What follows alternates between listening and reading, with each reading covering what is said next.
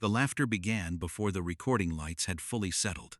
It wasn't the kind born from nerves, nor the fragile chuckle that eases tension. This was something heavier, sharp, confident, dripping with superiority. It echoed through the courtroom with a boldness that could only come from someone who had spent years convinced she was untouchable. No one present realized it yet, but that sound would soon become one of the most replayed moments in televised courtroom history. Karen Mitchell, now widely recognized as Fat Karen, leaned back in her chair with a satisfied grin, as though she were presiding over the proceedings instead of defending herself in them.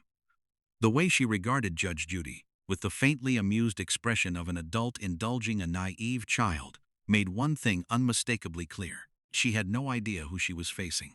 For nearly 10 years, Karen had ruled over Willow Creek Estates as the unchallenged head of its homeowners association.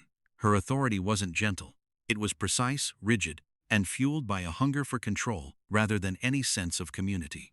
Neighbors spoke of her in hushed tones behind closed doors, likening her to a strict school disciplinarian who had never left the hallways of authority behind, and she reveled in that reputation. Each notice she mailed, every penalty she enforced, every late-night complaint she filed, it all fed her sense of importance. She didn't bring cookies to neighborhood gatherings. She canceled them if the decorations failed to meet her standards. Today, she believed she was here to celebrate a win. She had brought one of her neighbors, Lillian Cortez, into court, accusing her of deliberate property violations. The issue? Sunflowers. Not planted on Karen's land, but on Lillian's own property. Flowers that grew too tall, cast shadows Karen deemed inappropriate, and disrupted the uniform appearance she guarded with near-religious intensity. The situation was absurd, and precisely why it had been selected for national broadcast. When Judge Judy entered, the room shifted. Conversations faded instantly, and even the cameras seemed to steady themselves. She didn't need to speak. Her presence alone commanded order. Karen, however, remained untouched by that shift. She adjusted her sweater and offered a sugary smile, one that wasn't respectful, but subtly patronizing. "Good morning, Your Honor," Karen said, placing extra emphasis on the title, her smirk betraying her tone. "I hope we can move through this quickly. I have an HOA meeting afterward."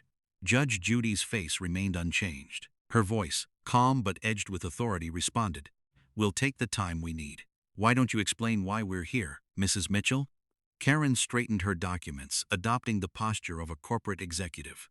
"This is simply about respecting community regulations," she began smoothly. "The defendant knowingly ignored our landscaping guidelines despite repeated warnings and has refused to settle her fines. It's a matter of accountability." She spoke with practiced ease, the same tone she used in meetings where her decisions went unquestioned. She expected this to be no different, but Judge Judy's steady gaze never wavered. She listened, even nodding slightly, and that small gesture fed Karen's confidence. She mistook patience for agreement. Across the room, Lillian Cortez sat quietly, her hands folded tightly in her lap. Her expression carried the weight of years, fatigue etched into every line. When Judge Judy turned to her and gently asked, "How long has this been happening?" her voice trembled. "Almost 3 years," Lillian replied softly. "I've paid over $8,000 in fines. Every time I fixed one issue, another one appeared." A ripple moved through the audience. Even the bailiff's expression shifted.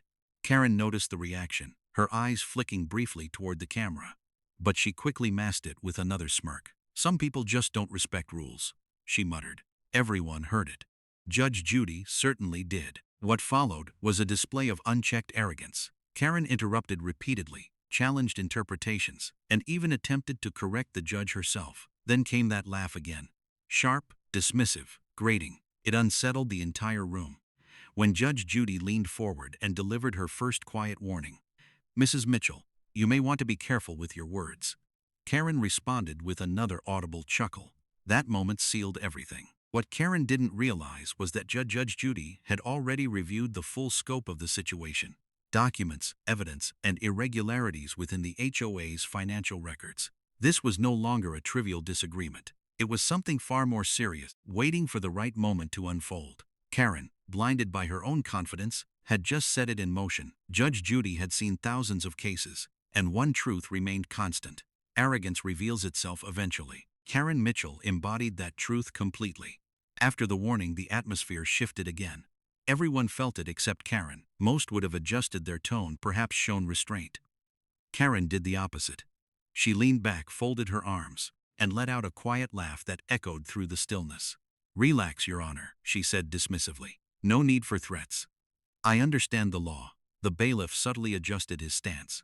The audience grew silent. Judge Judy didn't react immediately. She simply observed, like a storm watching the horizon. When she finally spoke, her voice was measured and absolute. "I don't issue threats," she said. "I issue rulings." But Karen pressed on, unwilling to retreat. "You can't rule on something you don't fully understand," she replied with thinly veiled sarcasm. "HOA law is more complex than small claims." A collective gasp filled the room. Karen had just questioned Judge Judy's understanding of the law. On national television, Judge Judy's expression remained controlled, but her eyes sharpened. "Are you suggesting I'm unqualified to interpret the law?" she asked. Karen's confidence didn't waver. "I'm saying these matters are specialized. I've been HOA president for 8 years. Most judges don't understand how these communities operate. I've read the entire property code, twice." Silence followed. Heavy, deliberate silence. Karen mistook it for hesitation and leaned forward. "This isn't about emotions," she continued. "It's about maintaining standards. Without them, property values decline. I'm protecting the community." No one agreed. The room remained still. Judge Judy leaned back slightly. "So you believe your actions are justified?" "Absolutely," Karen answered. "Does the law support that?" Judy asked quietly. Karen started to respond, but a raised hand stopped her. "This is not your HOA meeting," Judge Judy said. "This is my courtroom. When you speak here, it is a privilege." Soft applause broke out. Karen flushed, forcing another brittle laugh. "I've handled worse threats from my board," she muttered. Judge Judy leaned forward again, her voice low and chilling. "This isn't a threat," she said. "It's a guarantee. Continue this behavior, and we may need to examine your own records." The color drained from Karen's face. For the first time, uncertainty crept in. But it was already too late. Long before this courtroom moment, Karen had been building the path to her own downfall. Her authority within Willow Creek Estates had grown unchecked, transforming from leadership into control. She enforced rules not for order, but for dominance. Residents learned quickly. Her friendliness was a facade. Minor infractions became punishable offenses. A bird feeder, a holiday decoration, even a drying towel, each became an opportunity for enforcement. Fines escalated, rules multiplied, and behind it all was a growing need for control. The Cortez family became her primary target. What began as harmless chalk drawings turned into violations, fines, and relentless scrutiny. Over time, the penalties reached thousands of dollars, but the emotional toll was even greater. Neighbors stayed silent, not out of agreement, but fear. Karen believed she had won. What she didn't know was that everything had been documented. Judge Judy's team had uncovered inconsistencies, financial records that didn't align, accounts that overlapped with Karen's personal information. It wasn't enough for immediate action, but it was enough to raise serious questions. Back in the courtroom, as Karen defended her authority, Judge Judy was already connecting the pieces. When Karen laughed again, it wasn't triumph, it was the echo of every moment she had imposed her will on others. And soon those echoes would return. By this stage, the courtroom had become something more than a place for resolution. It was a turning point. Karen still believed she was in control.